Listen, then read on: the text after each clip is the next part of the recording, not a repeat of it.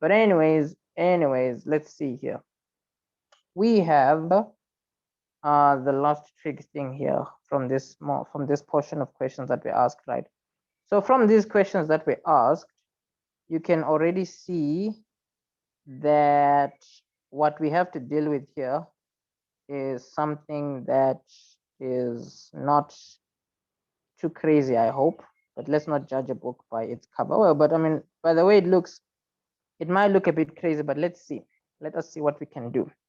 So with this question, it's just, again, another question where they're asking us to just, simplify, nothing crazy, nothing major. I just want to remove this over here, so that it's not like out there in our face type of thing.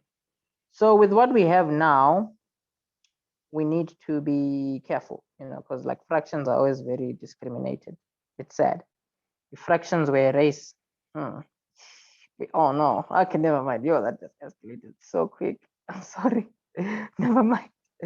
Forget I ever said anything, okay? Anyway, so with this question, let's see what we have to do. So it's like negative x here, and then there's like 90 minus x over here, and then 90 plus x over there. Anyway, so with all that we have here, right, nothing crazy. We just have to think that way. So with what we have, the 180 plus, according to our cast diagram, we know that 180 plus lands us in this quadrant where 10 is definitely a positive. And then here, the 540, this is one thing I can say up front whenever you deal with numbers bigger than 360. Anytime you deal with a number bigger than 360, remove 360 from it immediately without needing to do anything. So removing 360 from the 540 there, let's see what it's going to give us. 540 minus 360 is like 180 degrees. So from here, you automatically want to remove 360. Remove 360 degrees. And you always do that whenever you're dealing with a number bigger than 360. The reason is anytime you go above 360, you're repeating from square one. So 540 is the same as going 360 degrees. You see, back from the beginning. And then you're just going to start again.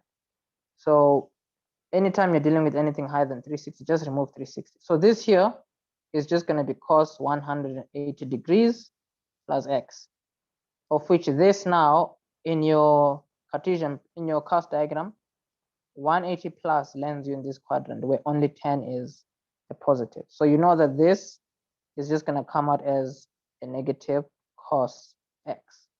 So you're multiplying here with a negative cos x. Now my suspicion is any of these questions, right? One thing that will throw you off is the brackets, because the moment you don't respect the brackets and you don't put them as often, then you're going to end up messing up with the signs here, because you'll eventually be thinking it's like 10x minus cos x, which is wrong. You're multiplying the two. This one is just a negative, you see. So brackets, I can safely say, are one of those things that are always neglected and that always seem to end up giving problems. But then anyways, this whole thing here, right, is being multiplied by the following. So the negative sine x, the sine negative x here, we said this is just going to be negative sine x. Now this is something that we have to be very careful about. Anytime you deal with anything squared, it will always come out as a positive, always and forever, because a negative times a negative will always give a plus, you see. So anytime you deal with anything squared, always know that your answer comes out as a plus, regardless of whatever you're dealing with. 90, 180, 360, doesn't matter.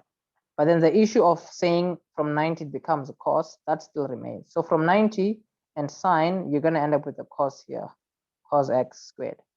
You see, you don't even have to worry about checking if it's going to be a plus or minus. It'll always be a plus.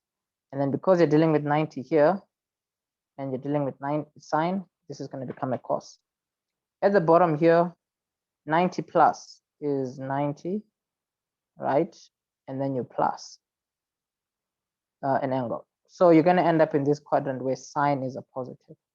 So at the bottom here, you have to put negative sine x. The reason we're putting negative sine x is because firstly, we're coming from cos. And the cos is what you use to ask the question whether you put a minus or a plus there. You see, so since we're dealing with a cos, we know that cos is a negative in this quadrant. So that's why we put a negative there. And then since we're dealing with 90, that's the reason why we put a sine x over there. And then here, we're gonna close this bracket. We're gonna close this bracket over here. And then we need to do what we can, you know, we just need to do what we can, and then we shall be fine. So firstly, this left portion here, right? We just have to be careful. So here, because we already have a fraction over here, we might as well have a fraction over here as well. I think it will make our life easier. So this also might as well put it over 1. With this here, the 10x, obviously we may want to make it a sine x over cos x. But then this is being multiplied by negative cos x, like that, right? And then let's see here. What do we have over here? What do we have over here? Yeah, here we can just get maybe like an LCD, right? So getting an LCD here just means that we have to do the following. Yeah, let me just do this quickly. So here we're going to have the LCD is just negative sine x. So meaning here we would need to multiply by negative sine x at the top and negative sine x at the bottom. So for this in particular, we're going to have a positive sine squared x at the top. At the bottom, because we'll have an LCD, it's just negative sine x. And then here we have plus cos squared x. So the reason I'm doing what I'm doing the way I'm doing it is because I'm just trying to highlight that when you're going to work on a question, you don't need to be scared when it seems to be dragging, you know, as long as it's gonna come out correct, then you need to just keep calm and make sure you don't like make silly mistakes. Because for example, here now, the silly mistake that a person could make is thinking, let's maybe cross multiply. I mean, you don't need to do that. You're multiplying and you don't have an equation. So you don't have to cross multiply. You'd only cross multiply if this was, let's say, an equation or something like that, but it's not an equation. So there's no cross multiplying needed.